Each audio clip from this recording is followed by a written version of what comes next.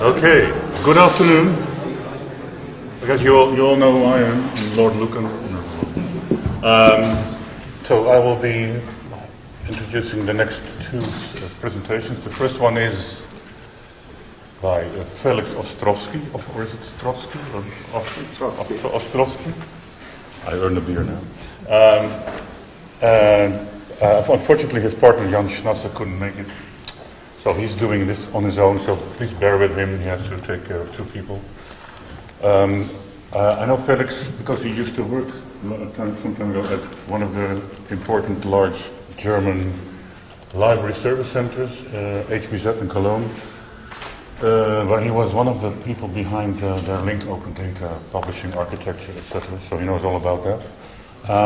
He moved then to Berlin, where he briefly was a research assistant, and now has his own company, Graph Thinking, which is a very nice.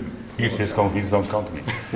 He will tell us hopefully an interesting story about moving a repository for the State Library of Rhineland-Pfalz.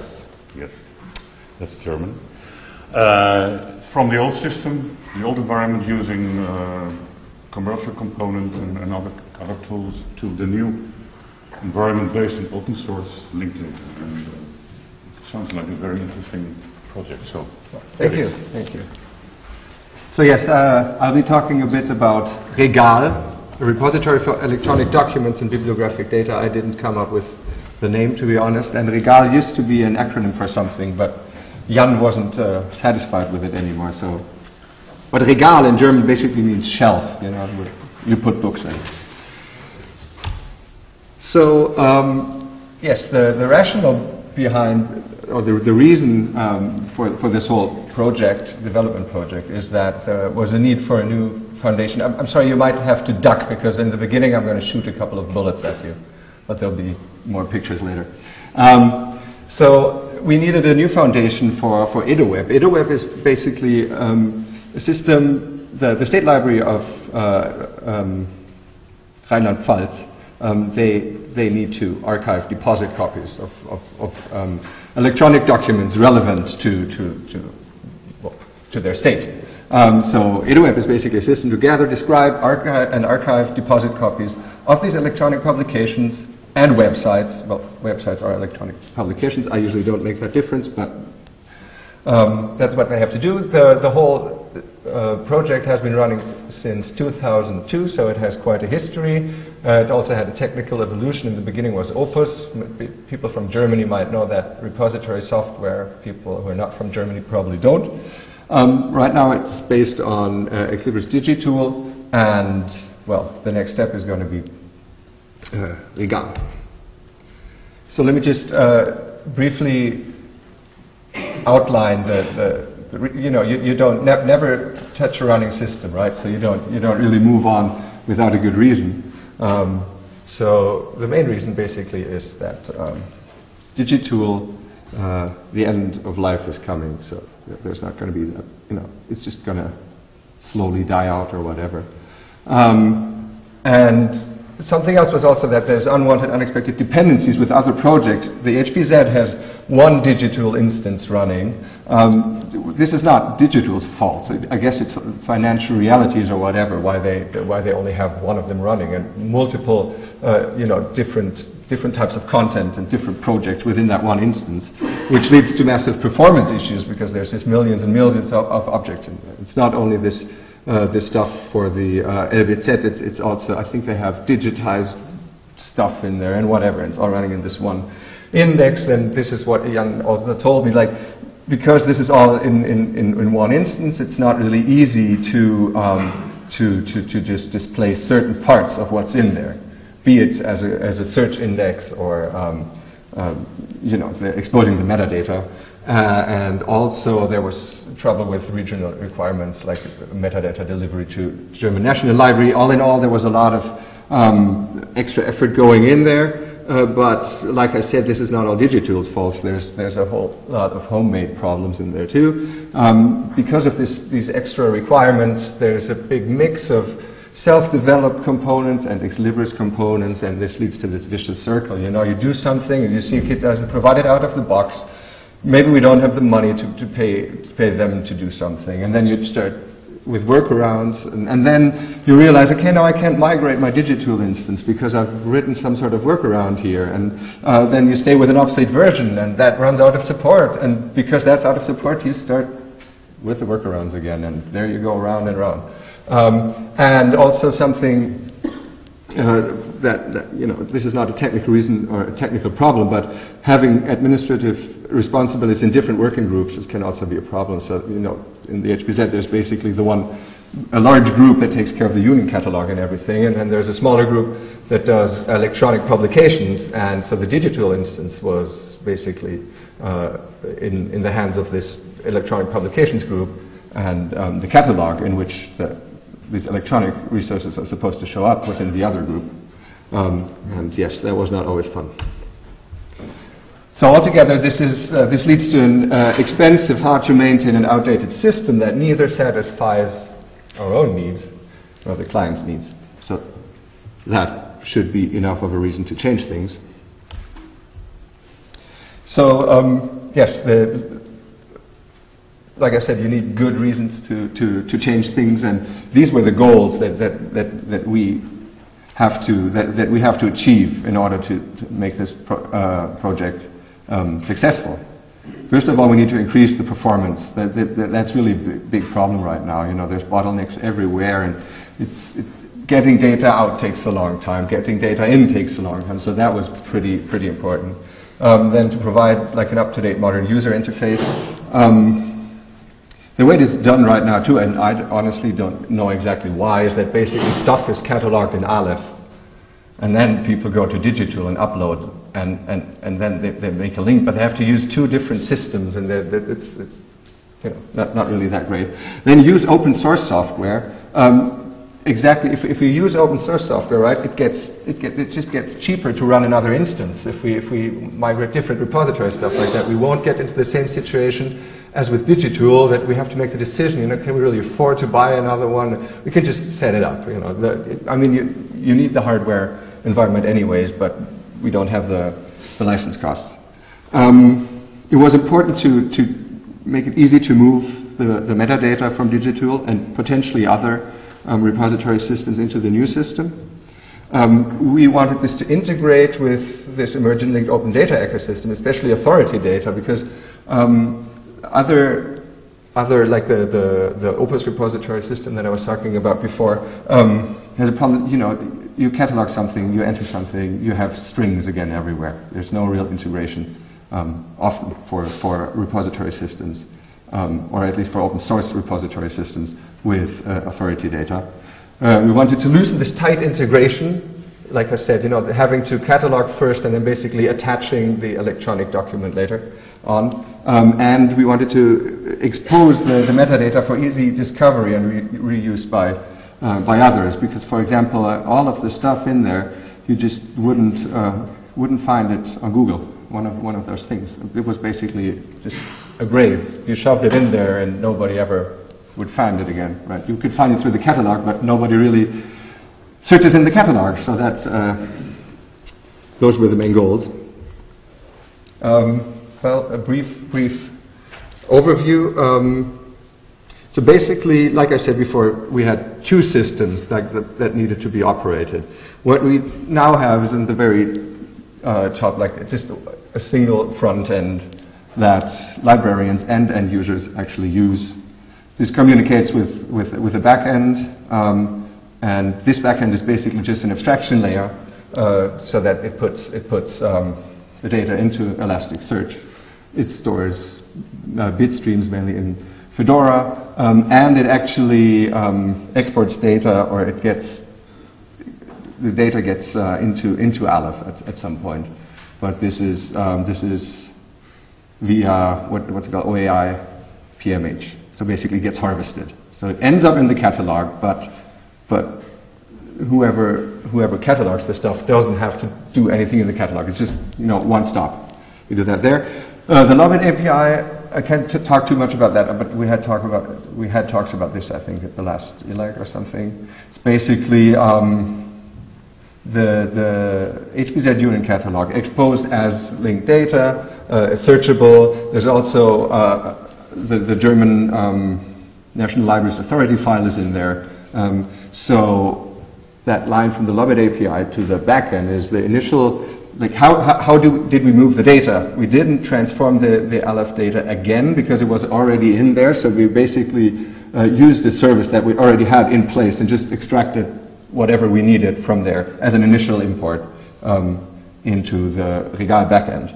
And that Lobit API communicating with the front end, I'll get back to that when I'll show you some screenshots. So the data model that the whole thing uses is really basically simple. We have structural metadata that gets generated by the backend. You know, you drive the backend, you put something somewhere, you give it a parent ID, and it basically has a couple of nodes that have a has part and part of relationship. And each of these nodes is identified by a namespace with a universally unique identifier. I don't know if that's actually something quite interesting.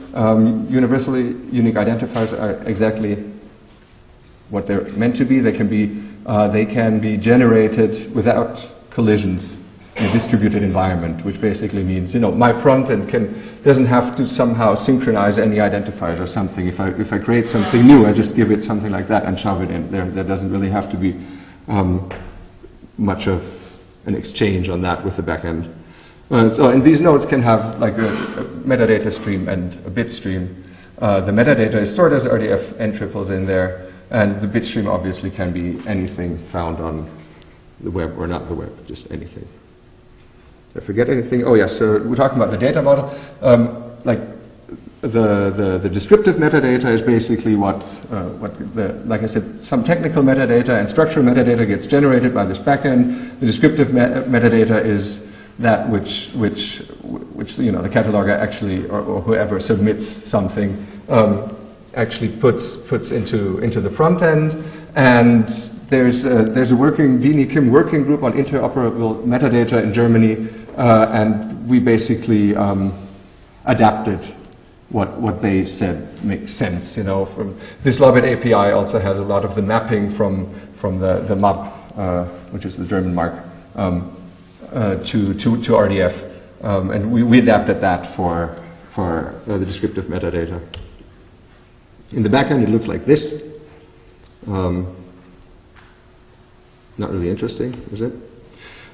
So just really briefly, the components in the backend, it's Fedora, apparently 3.7.1 right now. And like I said, it's mainly the data streams that end up there. I honestly don't know. This would have been something that Jan could have told you a lot more about.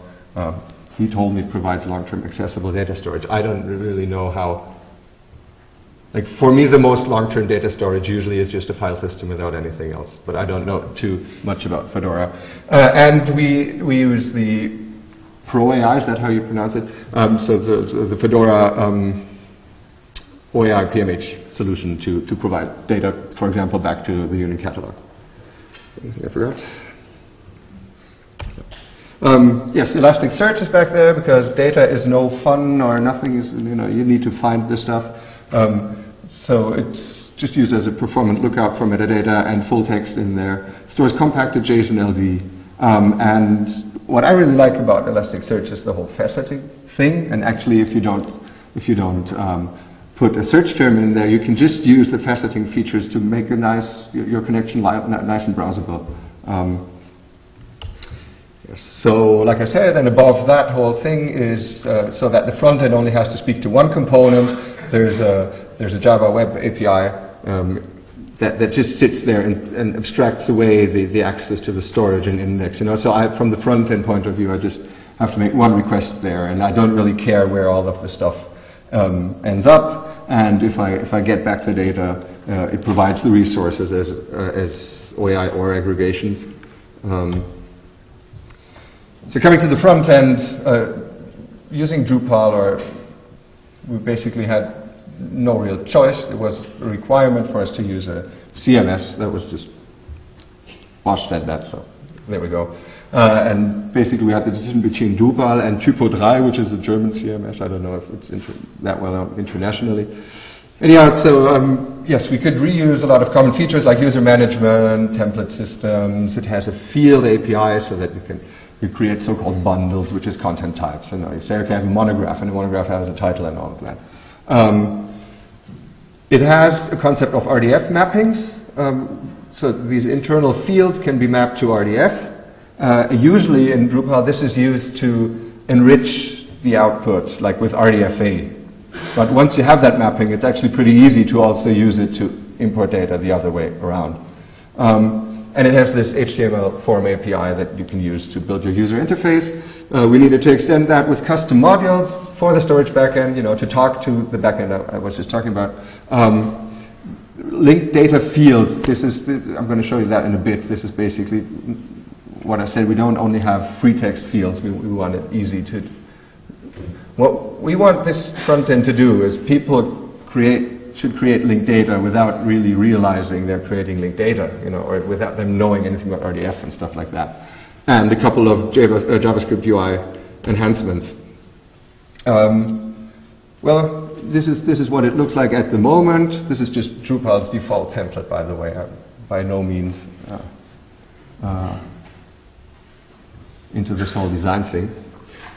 So yes, no big surprises for plain text input there. You just do that.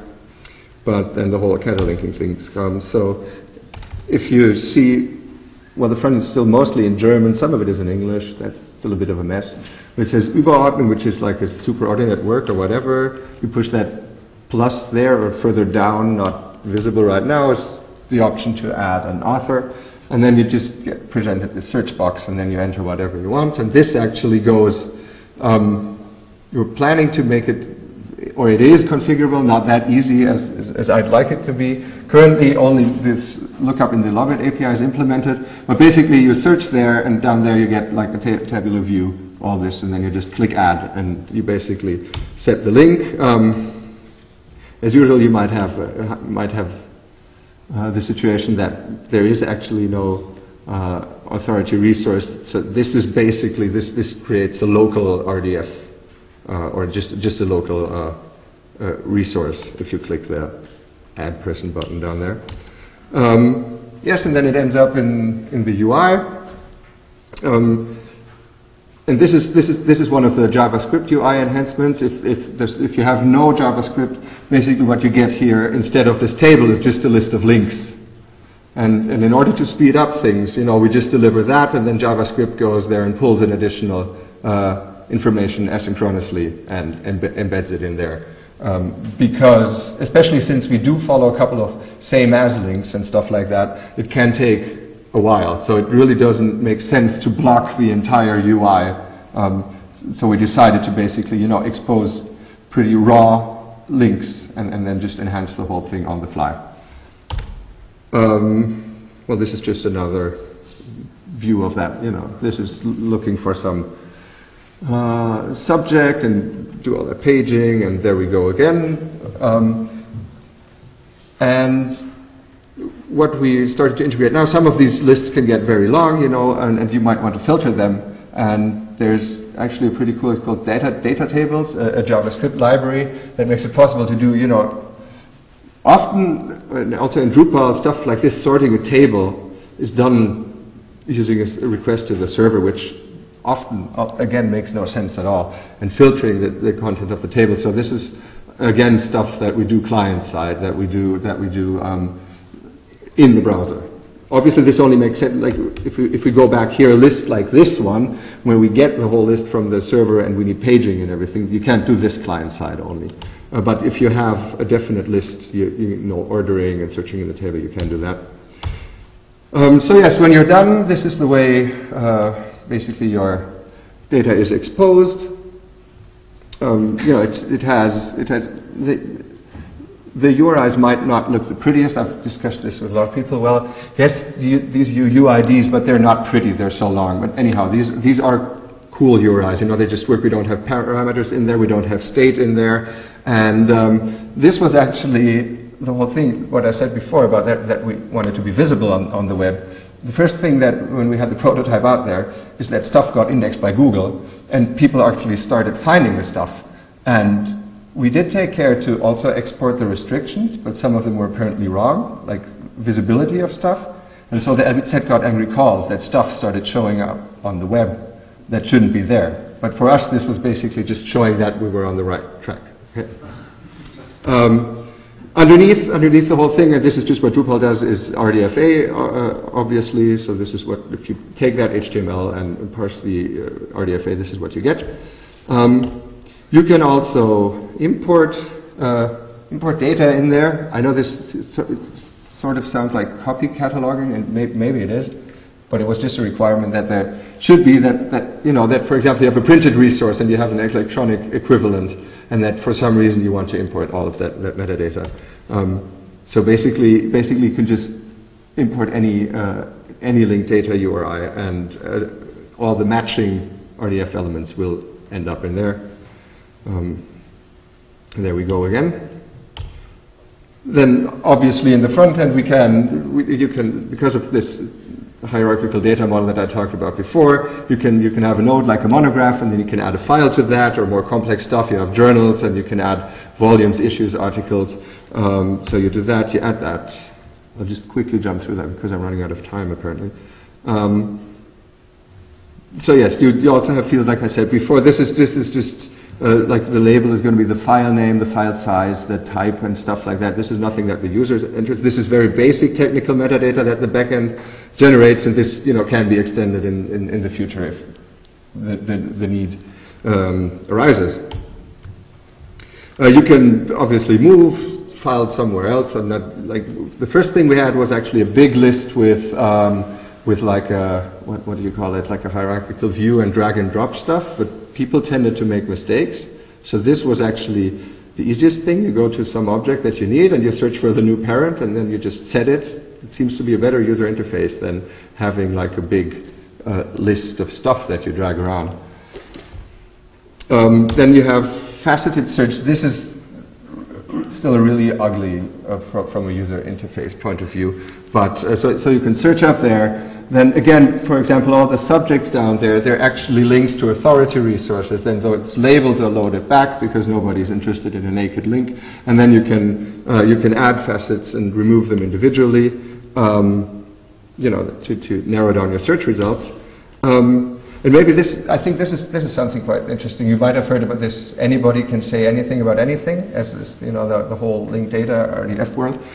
So what we decided to do is to have local views on remote resources. For example, this up there. Okay, this is a classification that is HBZ internal, but this could also be like DDC 300. And then we list the resources that we have under DDC 300.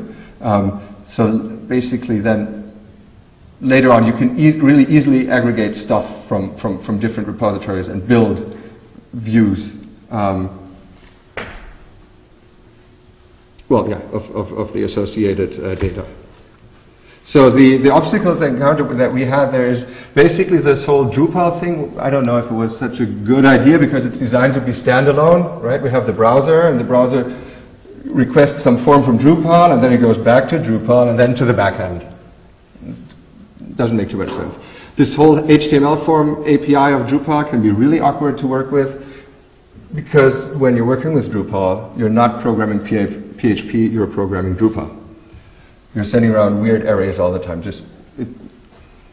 I really got fed up with it sometimes. And I think the way to go in general is basically have very heavy client-sized applications, build stuff with pure JavaScript, HTML frontends, and just let them talk directly to the backend. You can have a JavaScript frontend that just generates RDF for you and sends it straight to the backend. There's no need to encode that in some form and then have Drupal create RDF from that. We have very mighty JavaScript libraries by now, and we can really use those to build a front end.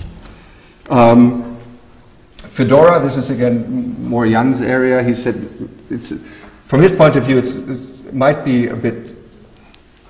He only needed a storage system, and he got this whole infrastructure, of which a lot of it he turned off. Right? And also, he's not really happy with the way authorization is done there. So currently, what we do is basically we authorize in the front end, and the front end is the only machine that's allowed to talk to the back end right now. So that's not the right way to do it. But That's what we're doing right now. So we're looking for a more lightweight solution, and like I said before, my idea is basically the most lightweight solution is just shove it in the file system and then take it from there. You can, just put the bit streams there, put the metadata there, and then connect whatever you want afterwards. Elasticsearch works very well with JSON-LD. JSON-LD is just an awesome format for linked data because it just removes all that triple overhead. It's just key value pairs, and they just work great with Elasticsearch. You just need to take a bit care to create proper mappings because you have all these URIs in there, for example, and you don't want those fields to be analyzed because your URIs are going to be split up and you're going to have all weird search results. And the whole point is that sometimes, let's say, when you're looking for an author name, you probably want to find documents by him, so you have to add some of the metadata, like the author name, to the actual record. And I don't know if this is, there is this notion of parent-child relationships in Elasticsearch. It basically says, okay, also take this data from there and index it there, but it could be more general. That would be great. Yes, so we actually used this to just test-wise migrate other digital and non-digital repositories, and only the front end we used, that was a small side project, prototype for an OER world map, Open Educational Resources. This was something that was funded by the Hewlett Foundation, exactly. So we built a quick and dirty prototype for that. We didn't use most of the backend technology for that, but we use the front end. So yes, the good news for us is linked data actually works there. This whole thing is not like a pure research project. This is integrated into the HPZ IT landscape. It is on the web, just sometimes simple things like that just make a difference. This is what I said. Like we were actually happy when people started to call and complain that stuff is on the web because we actually realized they find it. Right? They just didn't find it for the last 7 years.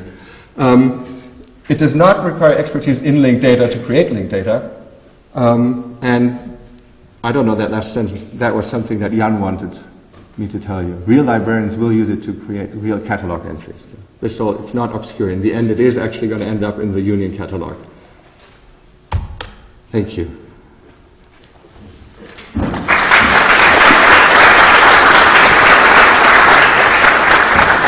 I'm sorry, I still have the questions on there. Okay, I tried to persuade him not to ask the questions. But anyway, if there are any questions for this very interesting project, then we have a couple of minutes.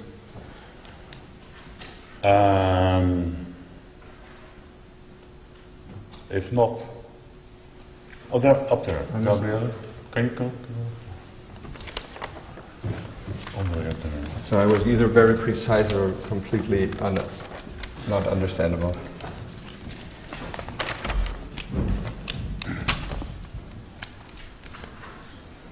I wanted to ask if there is any source code to be seen and taken as an example.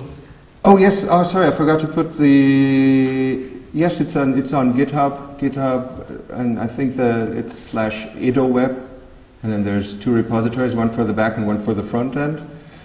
Take it. I have to say when I said it's not a research project, it's still definitely not finished, and the installation procedure can be annoying, but yes, it's out there. It's open source, and we're actually, unfortunately, not really using the issue tracker of GitHub yet. That just has to do with the IT landscape in the HPZ. But the source code is out there, and I will somehow tweet or whatever But it's Edoweb, GitHub.com Edoweb. Thank you.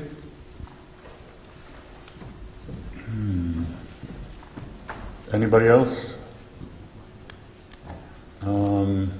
Okay, I think we have to start with the next presentation. Thank you very much, Felix. You're very welcome.